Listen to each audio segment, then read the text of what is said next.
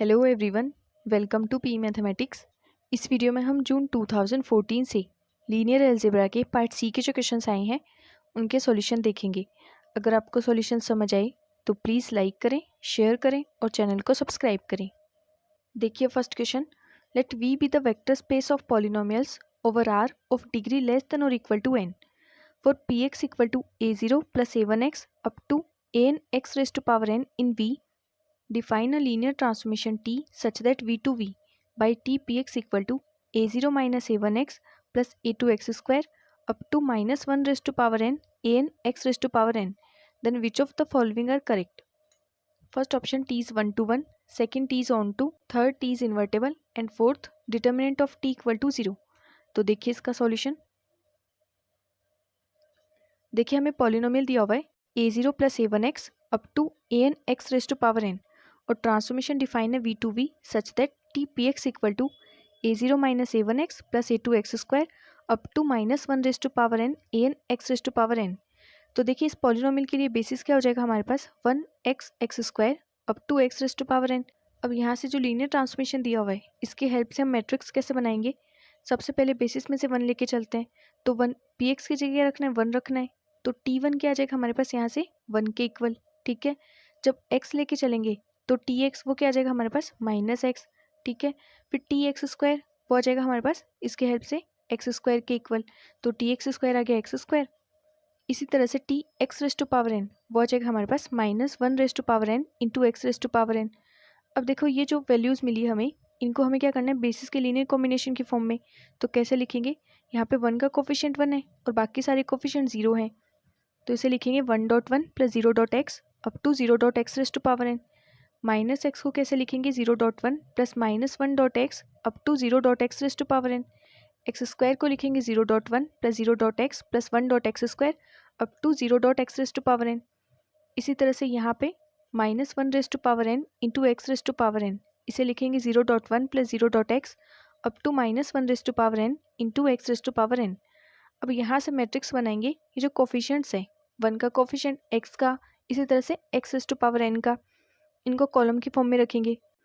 तो जैसे यहाँ पे 1 0 0 0 तो इनको फर्स्ट कॉलम में रखेंगे 1 0 0 0। फिर यहाँ पे सेकंड में क्या मिल रहा है हमें 0 माइनस 1 0 0 0 तो सेकंड कॉलम आ जाएगा 0 माइनस 1 0 0 0। इस तरह से हमारे पास ये मैट्रिक्स बन जाएगी। अब देखिए जो मैट्रिक्स है इसमें ये वाली सारी एंट्री 0 है और सिर्फ डायगोनल की एंट्रीज जो है वो नॉन जीरो है। तो मैट्रिक्स कैसी है, डायगोनल मैट्रिक्स है। देन इसका डिटरमिनेंट क्या आ जाएगा, डायगोनल के एलिमेंट्स का प्रोडक्ट। देन इसका डिटरमिनेंट आ जाएगा हमारे पास minus 1 raise to power N. ये तो नॉट इक्वल टू 0 होगा, एन की कोई भी वैल्यू के लिए डिटरमिनेंट नॉन जीरो आएगा। देन हमें क्या मिल गया, मैट्रिक्स टी कैसी है, इन्वर्टेबल है। और अगर ये इन्वर्टेबल है तो इम्प्लाई करेगा T is 1 1 and on 2। Then options देखिए, यहाँ पे फर्स्ट में दिया हुआ टी इज़ 1 1 करेक्ट हो गया, second T is onto ये भी करेक्ट हो गया, थर्ड में टी इज़ इन्वर्टेबल ये भी करेक्ट हो गया क्योंकि determinant of T not equal to 0 and fourth option discard हो गया। नेक्स्ट क्वेश्चन देखिए, let A be a 4x4 matrix over C such that rank of A equal to 2 and A cube equal to A square not equal to 0।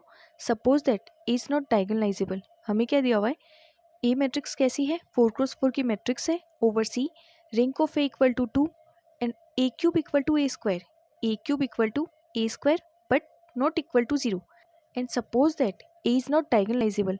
तो यहाँ पे हमें बोला गया matrix कैसी है, डायगोनलाइजेबल नहीं है।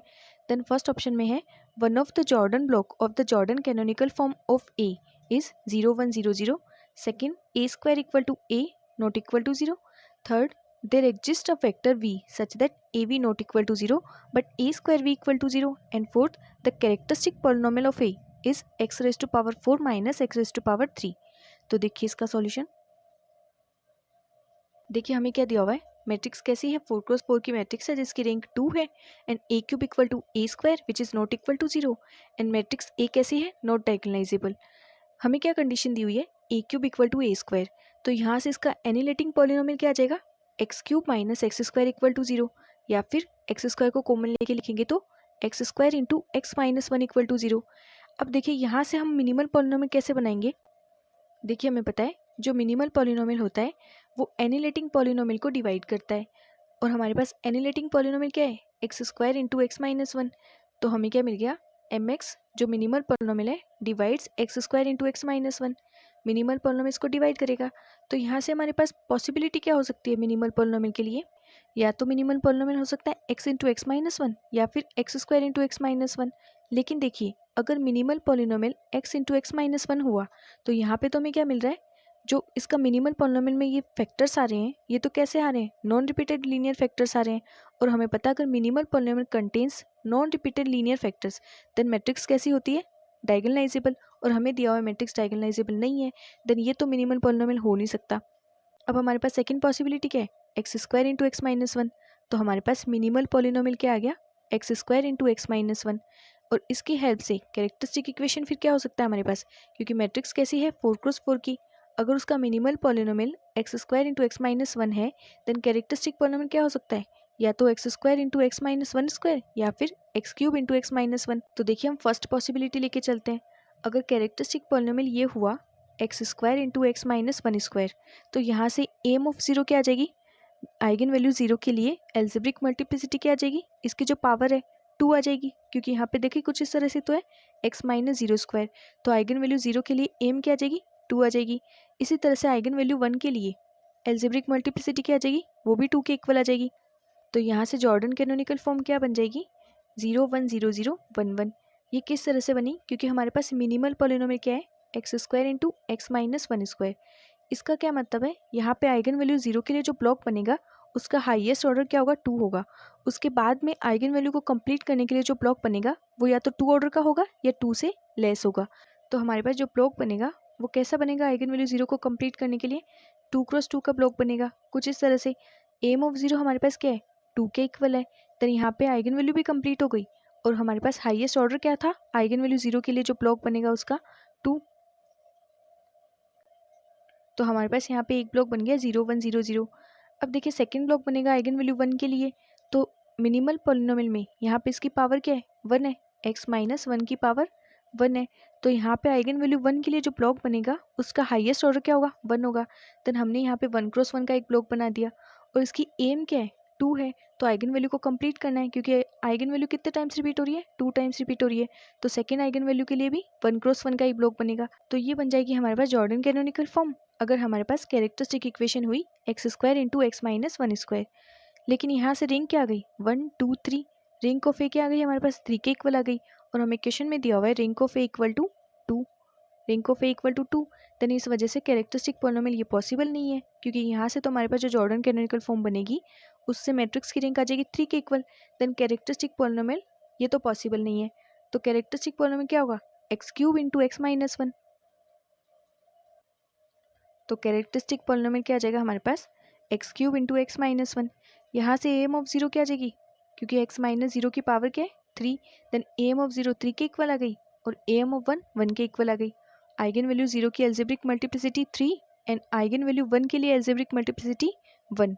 तो यहाँ से ये क्या इंप्लाई करेगा, eigen value three time repeat हो रही है zero and eigen value one कितने टाइम रिपीट हो रही है, वन टाइम। अब जॉर्डन कैनोनिकल फॉर्म बनाते हैं। मिनिमल पॉलिनोमियल क्या है हमारे पास, x square into x minus one. तो आइगन वैल्यू जीरो के लिए जो ब्लॉक बनेगा उसका हाईएस्ट ऑर्डर टू होगा। तो फर्स्ट ब्लॉक तो हमारे पास 2 क्रॉस 2 का बनेगा। फिर सेकंड ब्लॉक, क्योंकि eigen value three time repeat हो रही है तो आइगन वैल्यू को कंप्लीट करने के लिए जो सेकंड ब्लॉक बनेगा वो 1 क्रॉस 1 का बनेगा। फिर इसी तरह से आइगन वैल्यू वन के लिए, क्योंकि हमारे पास मिनिमल पॉलिनोमियल है x square into x minus one, तो आइगन वैल्यू वन के लिए जो ब्लॉक बनेगा उसका हाईएस्ट ऑर्डर क्या होगा, वन होगा। और ये वन टाइम रिपीट हो रही है, देन 1 क्रॉस 1 का एक ब्लॉक बन जाएगा। और यहाँ से इसकी रैंक भी क्या आ जाएगी, वन आ जाएगी, सॉरी टू आ जाएगी, क्योंकि यहाँ पे टू नॉन जीरो रो है और हमारे पास क्वेश्चन में भी यही दिया हुआ है। देन कैरेक्टरिस्टिक पॉलिनोमियल हमारे पास क्या आ गया, x cube into x minus one या फिर x raise to power four minus x raise to power three.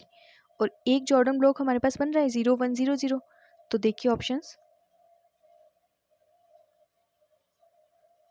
यहाँ पे मैं क्या दिया हुआ फर्स्ट ऑप्शन में, one of the Jordan block of the Jordan canonical form of A is 0 1 0 0। तो ये हमें मिल रहा है ब्लॉक, तो फर्स्ट ऑप्शन करेक्ट हो गया। एंड यहाँ पे हमें क्या दिया हुआ है फोर्थ ऑप्शन में, the characteristic polynomial of A is x raise to power four minus x raise to power three. Then fourth भी करेक्ट हो गया। तो फर्स्ट और फोर्थ तो करेक्ट हो गई। अब सेकेंड और थर्ड को भी चेक करते हैं।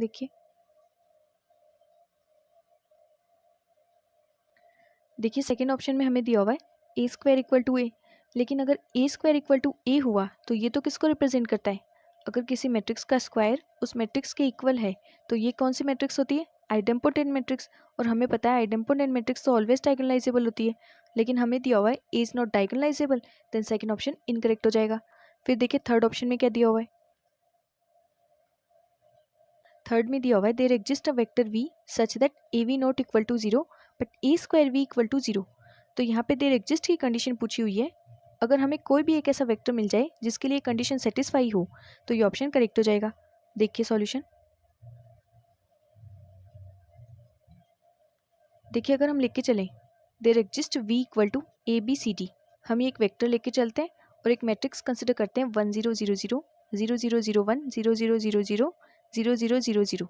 हमें जो मैट्रिक्स में दिया हुआ है rank of A equal to 2, तो हमने एक ऐसी मैट्रिक्स कंसिडर की है जिसकी रैंक भी 2 के इक्वल है, 4x4 की मैट्रिक्स है, और एक वेक्टर कंसिडर किया है ए बी सी डी। यहाँ से ए स्क्वायर फाइंड करेंगे तो मैट्रिक्स ए को ए से मल्टीप्लाई करेंगे, और हमें क्वेश्चन में क्या दिया हुआ है A cube equal to A square and A square not equal to zero. तो जब इस मैट्रिक्स का स्क्वायर फाइंड करेंगे तो देखिए हमारे पास यहाँ पे एक नॉन जीरो एंट्री आ जाएगी, तो हमें क्या मिल रहा है A square not equal to zero. और ए क्यूब फाइंड करेंगे तो वो भी हमारे पास ए स्क्वायर के इक्वल आ रहा है, यहाँ पे भी ये फर्स्ट वाली एंट्री नॉन जीरो एंड बाकी सारी एंट्री जीरो, तो हमें मिल रहा है ये A cube equal to A square but not equal to zero. अब देखिए हमें क्या दिया हुआ है A we not equal to zero, तो हमने जो मैट्रिक्स कंसिडर की है मैट्रिक्स ए उसको हम वी से मल्टीप्लाई करते हैं, तो हमें क्या मिलना चाहिए नॉन जीरो। तो जब इसको मल्टीप्लाई करेंगे 1 0 0 0 0 0 0 1 0 0 0 0 0 0 0 0, इसको वेक्टर से मल्टीप्लाई करेंगे ए बी सी डी से, तो क्या मिलेगा यहाँ से हमें, तो ये फर्स्ट वाली रो को कॉलम से मल्टीप्लाई करेंगे तो फर्स्ट एंट्री यहाँ पे ए आ जाएगी। इसी तरह से ये सेकेंड वाली रो को यहाँ पे मल्टीप्लाई करेंगे कॉलम से तो यहाँ पे सेकेंड एंट्री डी आ जाएगी, एंड बाकी की दोनों रोज कैसी है जीरो है, तो थर्ड और फोर्थ एंट्री 0 0 आ जाएगी।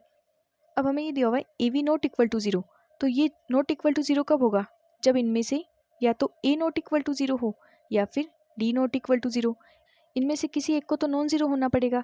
तो हम लेके चलते हैं if we take a equal to zero and d equal to one, then हमें जो वेक्टर मिल रहा है वो कैसा मिल रहा है 0 1 0 0। अब देखिए हमें यही तो बताना था there exist a vector v such that A we not equal to zero but A square v equal to zero. तो यहाँ से इस वेक्टर की हेल्प से अगर यहाँ पे हम ए को जीरो लें और डी को वन ले तो हमें क्या मिल जाएगा A we not equal to zero मिल जाएगा, क्योंकि यहाँ पे हमारे पास क्या मिलेगा फिर ए डी जीरो जीरो। अगर हम ए को जीरो ले रहे हैं लेकिन डी को वन ले रहे हैं तो हमारे पास ए वी की वैल्यू क्या आ जाएगी यहाँ से 0 1 0 0 which is not equal to zero, ठीक है। लेकिन जब ए स्क्वायर वी फाइंड करेंगे तो देखिए मैट्रिक्स का स्क्वायर हमें क्या मिला 1 0 0 0 और यहाँ पे ये सारी एंट्री जीरो, इसको जब मल्टीप्लाई करेंगे इस वेक्टर से तो ये जीरो आ जाएगा, देन ऑप्शन सी करेक्ट हो जाएगा। ऑप्शन सी में यही दिया हुआ है there exist a vector v such that A we not equal to zero but A square v equal to zero, तो हमें ऐसा वेक्टर मिल गया, देन ऑप्शन सी करेक्ट हो गया। तो इस क्वेश्चन का option A C and D correct हो गए एंड बी ऑप्शन इनकरेक्ट हो गया। नेक्स्ट क्वेश्चन देखिए, let we denote the vector space of polynomials over R of degree less than और equal to n, then which of the following defines a norm on V. यहाँ पे हमें ये बताना है इनमें से नॉर्म कौन सा डिफाइन होगा वी पे। तो देखिए इसको सॉल्व करने से पहले हम प्रॉपर्टीज देखते हैं नॉर्म की।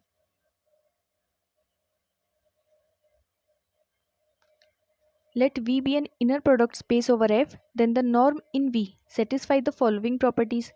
First, norm of V greater than equal to 0 and norm of V equal to 0 if and only V equal to 0. Second, norm of KV equal to modulus of K into norm of V where K belongs to F. Third, norm of U plus V less than equal to norm of U plus norm of V. तो इनकी help से हम question को solve करते हैं। देखिए हमारे पास first option में दिया हुआ है norm of p square equal to modulus of p one square up to modulus of p n plus one square फिर पी बिलोंग्स टू वी। तो हम ये चेक करते हैं क्या ये वी पे नॉर्म को डिफाइन करेगा, तो हम ये चेक करते हैं क्या ये नॉर्म की प्रॉपर्टीज को सेटिस्फाई करता है। जैसे फर्स्ट प्रॉपर्टी क्या है हमारे पास norm of p greater than equal to zero and norm of p equal to zero if and only p equal to zero. तो यहाँ पे फर्स्ट वाली प्रॉपर्टी अप्लाई करते हैं, तो हमें दिया हुआ है norm of p square equal to modulus of p one square plus modulus of p two square up to modulus of p n plus one square. तो यहाँ से नॉर्म ऑफ पी क्या आ जाएगा, स्क्वायर को हटा के यहाँ पे रूट लगा देंगे।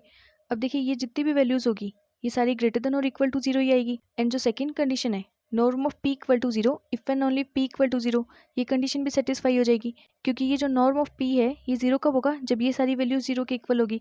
तो फर्स्ट प्रॉपर्टी तो सेटिस्फाई हो जाएगी। फिर सेकेंड प्रॉपर्टी को देखते हैं तो उसके लिए हमें चेक करना है norm of k p equal to modulus of k into norm of p. तो उसको भी चेक करते हैं।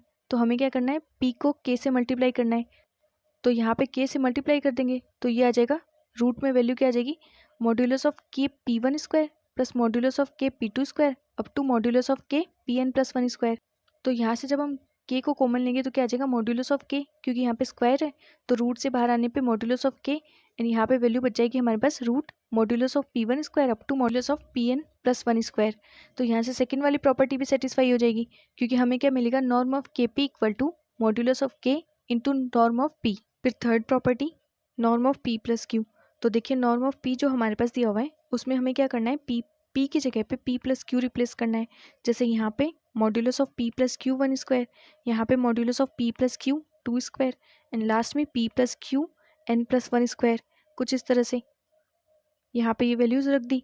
अब इनको सेपरेट कर देते हैं। तो जैसे पी वन स्क्वायर और क्यू वन स्क्वायर अलग अलग लिख देते हैं इनको। तो modulus of p one square plus modulus of q one square, modulus of p two square, modulus of q two square, and modulus of p n plus one square and modulus of q n plus one square. और फिर इसे क्या लिखेंगे, less than equal to under root modulus of p one square up to modulus of p n plus one square plus root modulus of q one square up to modulus of q n plus one square, इस तरह से।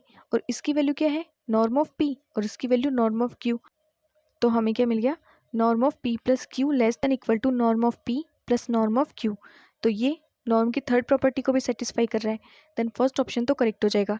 इसी तरह से second और third भी correct हो जाएंगे। आप इसको सॉल्व करके देख सकते हैं। ये वैसे डायरेक्ट स्टेटमेंट है, लेकिन आप इसको जैसे हमने इस फर्स्ट वाले को प्रूव किया उसी तरह से सेकंड और थर्ड को भी प्रूव कर सकते हैं। एंड फोर्थ को देखिए, फोर्थ जो ऑप्शन है वो डिस्कार्ड हो जाएगा। इसके लिए हम एग्जाम्पल देखते हैं। अगर हम लिख के चलें p t equal to one, then इसका डेरिवेटिव जीरो आ जाएगा और नॉर्म ऑफ पी क्या आ जाएगा यहाँ से वन के इक्वल, लेकिन supremum of p dash t वो जीरो आएगा। तो हमें क्या मिल रहा है, norm of one not equal to zero, then इस वजह से फोर्थ ऑप्शन डिस्कार्ड हो जाएगा। ठीक है, तो हमारे पास इस क्वेश्चन का option first second third correct हो गए एंड फोर्थ ऑप्शन इनकरेक्ट हो गया। नेक्स्ट क्वेश्चन देखिए, let we denote a vector space over a field F and with a basis B equal to e1 e2 up to en. Let x1 x2 up to xn belongs to f. Let c equal to x1 e1 comma x1 e1 plus x2 e2 up to x1 e1 plus x2 e2 and xn en. Then first option, c is linearly independent set implies that xi not equal to 0 for every I equal to 1 to up to n.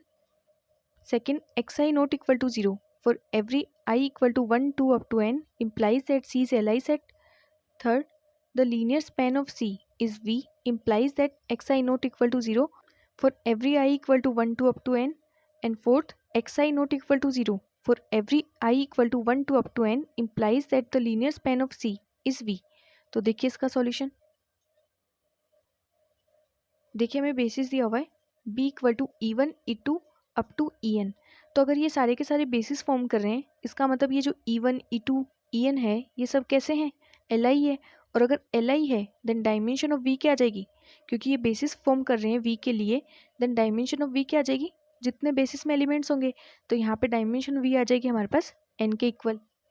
तो हमारे पास आ गया dimension of v equal to n। अब c हमें दिया हुआ है x1 e1 comma x1 e1 plus x2 e2 up to x1 e1 plus x2 e2 and xn en। Then यहाँ से अगर मैट्रिक्स फॉर्म करेंगे तो मैट्रिक्स कैसे बनेगी, जैसे यहाँ पे सिर्फ x1 है, फिर x2 का कोफिशिएंट 0, x3 का कोफिशिएंट 0, तो हम यहाँ पे फर्स्ट रो में रख देंगे x1 0 0 0। ठीक है, फिर सेकंड में x1 x2 है तो x1 आ जाएगा x2 आ जाएगा एंड बाकी की सारी एंट्री 0। इसी तरह से लास्ट वाली रो में x1 x2 x3 xn। ठीक है, इस तरह से। तो ये n क्रॉस n की मैट्रिक्स बन जाएगी हमारे पास। अब देखिए ये जो मैट्रिक्स है ये लोअर ट्रायंगुलर मैट्रिक्स है, तो इस मैट्रिक्स का डिटरमिनेंट कब जीरो होगा, जब इसके डायगोनल की एंट्रीज सारी नॉन जीरो होगी। और ये जो c है ये li कब होगा, जब मैट्रिक्स A का डिटरमिनेंट नॉन जीरो हो। और इस मैट्रिक्स का डिटरमिनेंट नॉन जीरो कब होगा, जब ये सारी की सारी जो डायगोनल की एंट्रीज है x1 x2 अप टू xn ये सारी नॉन जीरो हो। इसका मतलब c is li if and only x1 x2 अप टू xn नॉट इक्वल टू 0, या फिर c is li if and only xi not equal to 0 for every i equal to 1 two up to n। Then यहाँ से first और second option correct हो जाएंगे।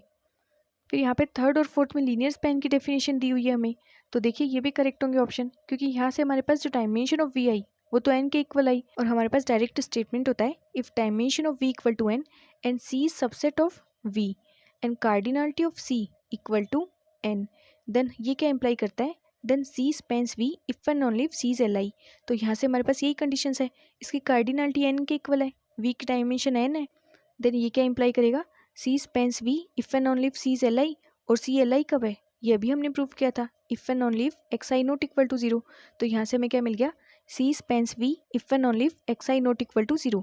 Then यहाँ से ऑप्शंस देखें तो ऑप्शन सी और डी भी करेक्ट हो जाएंगे।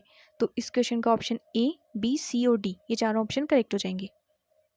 नेक्स्ट क्वेश्चन देखिए, लेट यू वी एंड डब्ल्यू be vectors in an inner product space V satisfying norm of u equal to norm of v equal to norm of w equal to 2 and inner product of uv equal to 0, inner product of uw equal to 1, inner product of vw equal to -1, then which of the following are true?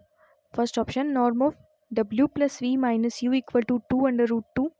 Option 2, 1 by 2 u and 1 by 2 v forms an orthonormal basis of a two-dimensional subspace of v. Option 3, w and 4u minus w are orthogonal to each other. And option 4, uv and w are necessarily linearly independent. तो देखिए इसका solution. देखिए सबसे पहले तो हम first option को check करते हैं। तो यहाँ पे हमें वैल्यू फाइंड करनी है norm of w plus v minus u, इसकी वैल्यू फाइंड करनी है। तो हमें पता है नॉर्म ऑफ x, जैसे अगर हम लिखें नॉर्म ऑफ x वो क्या होता है हमारे पास root inner product of x x, ठीक है। या फिर इसे लिख सकते हैं norm of x square equal to inner product of x x, ठीक है। तो यहाँ पे हम इसका स्क्वायर फाइंड करते हैं, फिर जो वैल्यू आएगी उसका रूट कर देंगे, देन हमारे पास वैल्यू आ जाएगी norm of w plus v minus u. तो सबसे पहले यहाँ पे ये वैल्यू फाइंड करते हैं। तो norm of w plus v minus u square वो किसके इक्वल आ जाएगा, inner product of w plus v minus u, w plus v minus u. फिर जब इसको सॉल्व करेंगे तो क्या आएगा, पहले w को अप्लाई करते हैं, तो inner product of w inner product of w minus inner product of w। इसी तरह से v को ऑपरेट करते हैं, तो inner product of v inner product of v minus inner product of v। इसी तरह से u को अप्लाई करेंगे, then inner product of uw inner product of uv and minus का प्लस हो जाएगा क्योंकि यहाँ पे भी माइनस यहाँ पे भी प्लस, तो इनर प्रोडक्ट ऑफ uu, ठीक है। अब यहाँ से देखिए इनर प्रोडक्ट ऑफ ww ये किसके इक्वल आ जाएगा, नॉर्म ऑफ w स्क्वायर के, and inner product of wv इसे क्या लिख सकते हैं हम, इनर प्रोडक्ट ऑफ vw, ठीक है। क्योंकि इनर प्रोडक्ट में इनर प्रोडक्ट ऑफ uv किसके इक्वल होता है, इनर प्रोडक्ट ऑफ vu, तो यहाँ से हम लिख सकते हैं इनर प्रोडक्ट ऑफ vw। इसी तरह से यहाँ पे wu को क्या लिख सकते हैं, uw, vw को इसको हम एज इट इज रखते हैं, क्योंकि देखिए हमारे पास जिनकी वैल्यूज़ दी हुई है हम उसी फॉर्म में बना लेते हैं। तो यहाँ पे हमारे पास इनर प्रोडक्ट ऑफ vw की वैल्यू दी हुई है, तो यहाँ पे इसको एज इट इज रखते हैं। फिर इनर प्रोडक्ट ऑफ vv ये आ जाएगा norm of v square, inner product of vu इसे लिख सकते हैं इनर प्रोडक्ट ऑफ uv क्योंकि हमारे पास वैल्यू दी हुई है inner product of u equal to 0, ठीक है। फिर यहाँ से इनर प्रोडक्ट ऑफ uw उसे एज इट इज रखेंगे क्योंकि हमारे पास इनर प्रोडक्ट ऑफ uw की वैल्यू है। इनर प्रोडक्ट ऑफ uv इसको भी एज इट इज रखेंगे क्योंकि इसकी भी हमारे पास वैल्यू है। इनर प्रोडक्ट ऑफ uu इसे क्या लिख सकते हैं, नॉर्म ऑफ u स्क्वायर। अब यहाँ पे सारी वैल्यूज रख देते हैं, तो देखिए हमारे पास norm of w, norm of u, norm of v, norm of w, इनकी वैल्यू 2 दी हुई है, तो इनका स्क्वायर करेंगे तो 4 आ जाएगा। और inner product of uv equal to 0, inner product of uw equal to 1 and inner product of vw equal to -1, ये सारी वैल्यूज़ यहाँ पे रखेंगे और फिर इसको सॉल्व करेंगे। देन सॉल्व करने पे वैल्यू आ जाएगी हमारे पास 8, ठीक। अब देखिए ये वैल्यू हमारे पास किसकी आई, norm of w plus v minus u square की। देन स्क्वायर को हटाने के लिए क्या करेंगे, 8 का रूट कर देंगे, तो रूट ऑफ 8 क्या आ जाएगा हमारे पास 2 इंटू रूट 2, ठीक है। और फर्स्ट ऑप्शन में हमारे पास यही दिया हुआ है, देन फर्स्ट ऑप्शन तो करेक्ट हो जाएगा। फिर ऑप्शन सेकेंड में दिया हुआ है u/2 and v/2 forms an orthonormal basis of a two dimensional subspace of v। तो देखिए इसको भी प्रूव करते हैं।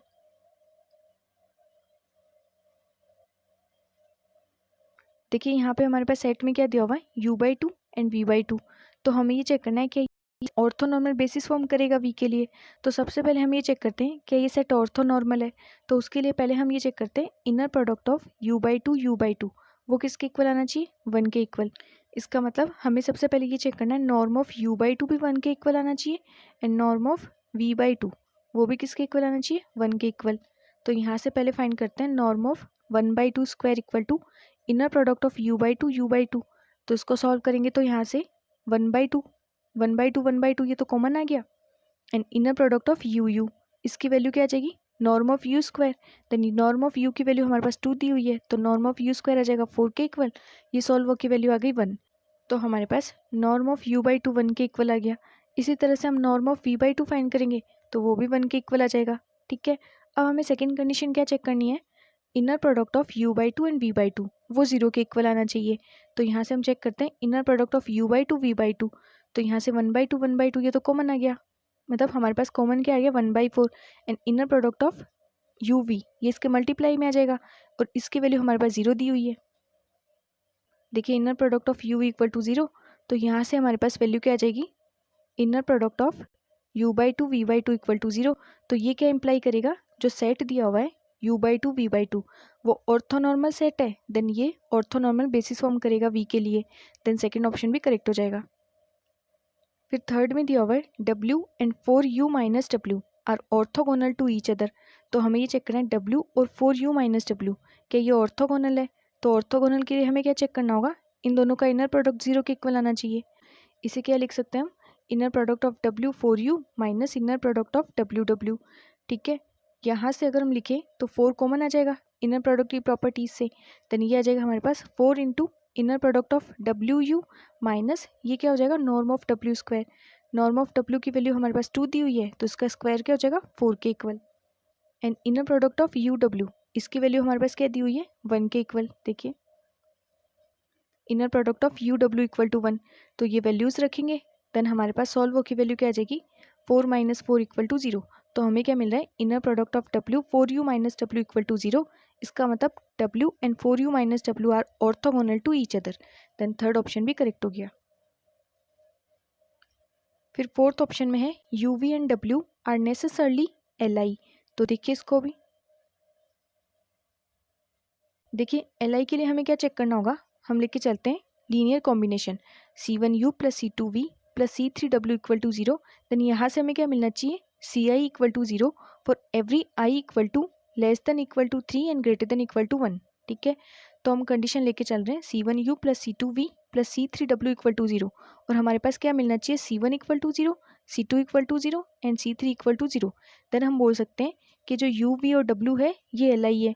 तो देखिए सबसे पहले हम क्या लेके चल रहे हैं c1u plus c2v plus c3w equal to 0, then यहाँ से ये क्या इम्प्लाई करेगा, inner product of u c1u plus c2v plus c3w equal to 0, inner product of v c1u plus c2v plus c3w equal to 0 and inner product of w c1u plus c2v plus c3w equal to 0। क्योंकि इसकी value 0 है तो इसका inner product u के साथ v के साथ and w के साथ क्या आएगा हमारे पास 0। तो देखिए यहाँ पे ये फर्स्ट वाली कंडीशन को इसको जब सॉल्व करेंगे तो हम क्या लिखेंगे, inner product of u c1u, ठीक है, या फिर इसे लिख सकते हैं c1 inner product of uu, और इसे क्या लिखेंगे norm of u square. Then first वाली कंडीशन से हमें क्या मिलेगा c1 norm of u square plus c2 inner product of uv plus c3 inner product of uw equal to 0। इसी तरह से यहाँ पे सेकेंड वाली कंडीशन को सॉल्व करेंगे, c1 inner product of vu plus c2 norm of v square plus c3 inner product of vw equal to 0। ऐसे third वाली कंडीशन से क्या आ जाएगा हमारे पास c1 inner product of wu plus c2 inner product of wv plus c3 norm of v square equal to 0। यहाँ पे इन तीनों इक्वेशंस में वैल्यू रखेंगे एंड देन उनको सॉल्व करेंगे। तो फर्स्ट में जब वैल्यू रखेंगे नॉर्म ऑफ u स्क्वायर वो तो हमारे पास आ जाएगा 4, क्योंकि नॉर्म ऑफ u की वैल्यू हमारे पास क्या दी हुई है 2 के इक्वल, देन इसका स्क्वायर करेंगे तो इसका स्क्वायर 4 इक्वल। इसी तरह से ये सारी वैल्यूज हमारे पास दी हुई है, तो इनको रख के जब इन तीनों इक्वेशन को सॉल्व करेंगे तो हमारे पास c1 c2 c3 ये तीनों 0 के इक्वल मिल जाएंगे। देन ये क्या इम्प्लाई करेगा uv and w are linearly independent, then fourth option भी करेक्ट हो जाएगा। तो इस क्वेश्चन का option first second third fourth चारों ऑप्शन इसके करेक्ट हो जाएंगे। नेक्स्ट क्वेश्चन देखिए, consider a homogeneous system of linear equation ax equal to 0 where a is an m cross n real matrix and n greater than m, then which of the following statement are always true? First में है ax equal to 0 has a solution, second ax equal to 0 has no non zero solution, option third ax equal to 0 has a non zero solution, and fourth dimension of the space of all solution is at least n minus m। तो देखिए solution, देखिए हमें क्या दिया हुआ है, x equal to 0। कैसा system है, होमोजीनियस सिस्टम है। और हमें पता है जो होमोजीनियस सिस्टम होता है वो ऑलवेज कंसिस्टेंट होता है। होमोजीनियस सिस्टम के पास में ऑलवेज सॉल्यूशन एग्जिस्ट करता है, क्योंकि देखिए यहाँ पे हमारे पास पॉसिबिलिटी क्या हो सकती है, या तो रैंक n के इक्वल हो सकती है या फिर रैंक लेस देन n हो सकती है। अगर रैंक n के इक्वल हुई तब तो यूनिक सॉल्यूशन या फिर ट्रिवियल सॉल्यूशन, और अगर रैंक लेस देन n हुई तो उस कंडीशन में इनफाइनाइट सॉल्यूशन हो सकते हैं। तो यहाँ पे हमारे पास जब भी होमोजीनियस सिस्टम दिया हुआ हो तो उसके पास में ऑलवेज सॉल्यूशन एग्जिस्ट करता है। देन फर्स्ट ऑप्शन तो करेक्ट हो गया। फिर सेकंड में दिया हुआ है x equal to 0 has no non zero solution, and third में दिया हुआ है x equal to 0 has a non zero solution. तो देखिए इनको भी चेक करते हैं। देखिए हमें मैट्रिक्स दी हुई है m क्रॉस n की मैट्रिक्स, और कंडीशन साथ में दी हुई है n ग्रेटर देन m, ठीक है। और हमें पता है अगर कोई मैट्रिक्स m क्रॉस n की मैट्रिक्स है तो उसकी रिंग क्या होती है, ring of A less than equal to minimum of mn, ठीक है। और हमारे पास क्या दिया हुआ है n ग्रेटर देन m, तो इनमें से मिनिमम क्या हो गया, m हो गया, क्योंकि m की वैल्यू n से लेस है। तो यहाँ से हमें क्या मिल गया, rank of A less than equal to m, या फिर rank of A less than equal to m less than n। तो ये क्या इंप्लाई करेगा, rank of A less than n, क्योंकि rank of A less than equal to m और m की value less than n। Overall क्या मिल गया हमें, rank of A less than n। जो मैट्रिक्स की रैंक है वो n से लेस है, और जब भी मैट्रिक्स की रैंक n से लेस हो तो उस कंडीशन में infinite number of non trivial solutions होते हैं। तो यहाँ से हमारे पास क्या आ गया, system has infinite number of non trivial solutions. Then option second discard हो गया, क्योंकि उसमें दिया हुआ है x equal to 0 has no non zero solution, लेकिन हमें क्या मिल रहा है, infinite number of non trivial solution. Then second incorrect हो गया, एंड थर्ड ऑप्शन करेक्ट हो गया। फिर फोर्थ में दिया हुआ है dimension of the space of solution is at least n minus m, तो ये करेक्ट हो जाएगा, क्योंकि by Sylvester law n equal to rank plus nullity. Then यहाँ से नलिटी क्या आ जाएगी, n minus rank of A, और rank of A less than n। Then ये क्या इंप्लाई करेगा, nullity of A greater than equal to n minus m। और अगर nullity of A greater then n minus m है, इसका मतलब at least n minus m तो है ही, इससे ज़्यादा भी हो सकती है। देन फोर्थ ऑप्शन करेक्ट हो गया, क्योंकि इसमें ये दिया हुआ है dimension of the solution space is at least n minus m, और हमें मिला है greater than equal to n minus m। और सॉल्यूशन स्पेस की डायमेंशन नलिटी होती है, और हमारे पास कंडीशन क्या मिली, nullity of A greater than equal to n minus m। Then fourth option भी करेक्ट हो गया। तो इस क्वेश्चन का option first, third and fourth correct हो गए, एंड बी ऑप्शन इनकरेक्ट हो गया। नेक्स्ट क्वेश्चन देखिए, let phi such that R2 to C with the map phi xy equal to z where z equal to x plus iota y. Let f such that C to C with the function fz equal to z square and capital F equal to phi inverse f phi. Then which of the following are correct? First में the linear transformation t equal to 2 into x minus 5 yx, ये matrix represent the derivative of f at xy. Second, the linear transformation t equal to 2 into xy yx represent the derivative of f at xy. Third option, the linear transformation tz equal to 2z represent the derivative of small f at z belongs to C. And option D, the linear transformation tz equal to 2z represent the derivative of f only at 0. तो देखिए इसका solution, देखिए हमें phi x y दिया हुआ z where z equal to x plus iota y. Small f define a C to C such that fz equal to z square and capital F equal to phi inverse f phi. Then यहाँ से देखिए अगर हम capital F में value रखें phi inverse f phi, phi की value हमारे पास z दी हुई है, then phi inverse z inverse, small f की वैल्यू हमारे पास z स्क्वायर एंड phi की वैल्यू हमारे पास z। इसको सॉल्व करेंगे तो ये z स्क्वायर के इक्वल आ जाएगा। z की वैल्यू हमारे पास क्या है, x प्लस आयोटा वाई, हमारे पास क्या दिया हुआ है z equal to x plus iota y. यहाँ पे वैल्यू रखेंगे तो x plus iota y whole square, इसको सॉल्व करेंगे तो वैल्यू आ जाएगी x square minus y square, ये रियल पार्ट, एंड जो इमेजिनरी पार्ट होगा वो आ जाएगा plus iota 2 into x y. अब देखिए इसे f1 कंसिडर करते हैं, इसे f2, फिर यहाँ से जैकोबियन की हेल्प से इसका डेरिवेटिव फाइंड करते हैं। तो टी एक्स वाई हमारे पास क्या आ जाएगा, del f1 upon del x, del f1 upon del y, यहाँ पे del f2 upon del x और del f2 upon del y. f1 का x के रेस्पेक्ट में डिफ्रेंशिएशन वो क्या जाएगा 2x, y के रेस्पेक्ट में माइनस 2y, फिर f2 का x के रेस्पेक्ट में 2y, एंड यहाँ से f2 का y के रेस्पेक्ट में 2x, ठीक है। 2 को कॉमन ले लेंगे तो क्या आ जाएगा 2 into x minus y y x. अब ये मैट्रिक्स जहाँ भी दी हुई है वो ऑप्शन करेक्ट हो जाएगा। देखिए फर्स्ट ऑप्शन में यही दिया हुआ है T x y equal to 2 into x minus y y x, then first correct हो गया एंड सेकेंड इनकरेक्ट हो गया। अब फिर हमें थर्ड और फोर्थ में ये चेक करना है T z equal to 2z। तो देखिए इसको भी, हमारे पास स्मॉल एफ दिया हुआ है जेड स्क्वायर, इसका डेरिवेटिव क्या आ जाएगा del f upon del z, z के रिस्पेक्ट में 2 इंटू जेड। देन हमारे पास टी जेड क्या आ गया 2z के इक्वल। देन ऑप्शन देखते हैं, यहाँ पे ऑप्शन सी में दिया हुआ है the linear transformation T z equal to 2z represent the derivative of f. तो हमने डेरिवेटिव फाइंड किया एफ का at z belongs to C, तो हमारे पास T z equal to 2z आ रहा है। देन ऑप्शन सी करेक्ट हो गया एंड ऑप्शन फोर्थ इनकरेक्ट हो गया। तो इस क्वेश्चन का option A and option C correct हो गए एंड बी और डी इनकरेक्ट हो गए।